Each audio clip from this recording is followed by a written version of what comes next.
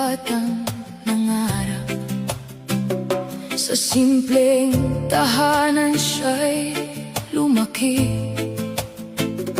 Walang yaman na may pagmamalaki, ngunit pag-asa'y sagana sa kanyang tabi.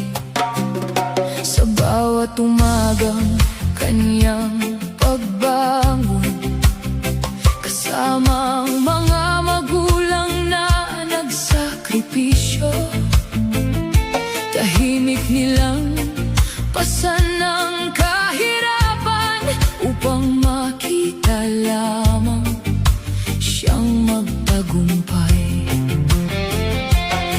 Kahit kapos ang buhay noon, hindi nila pinabayaan ang pangarap.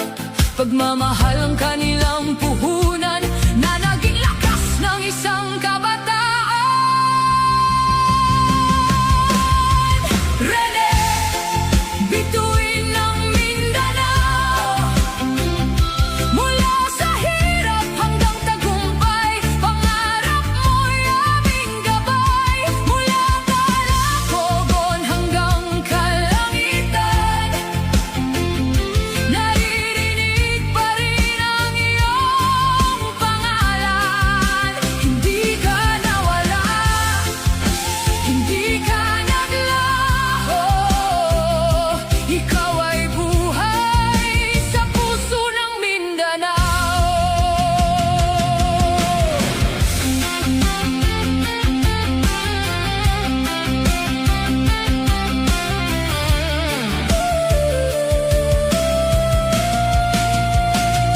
At nang dumating ang tagumpay, buong Mindanao ay kanyang pinasaya. MVP ng palarong pambansa, bayani ng kabataang nangangarap pa. Nang dumating ang araw ng paglisan, maraming pusong nasasaktan. Bakit ang isang batang puno ng pangarap ay agad kinuha sa murang edad? Ngunit sa bawat luhang pumapatak, may alaalang hindi mabubura. Isang anak na naging dangal ng kanyang ama, ng kanyang ina, at ang buong Mindanao.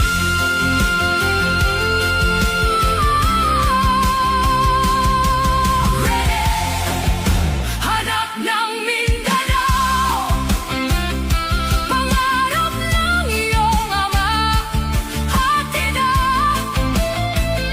Maaaring nawala ka sa aming paningin, ngunit kailanman hindi sa aming damdamin. Mananatili kang buhay sa bawat tagumpay, sa bawat laban, sa bawat pangarap. Bituin ng Mindanao, bituin ng Mindanao.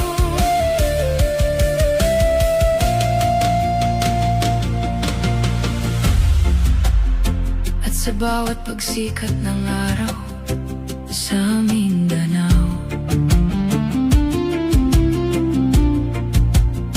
may isang pangalang hindi malilimutan. Rene Claire Pobet Paterbonia, ang inspirasyon ng kabataan, ang bituin na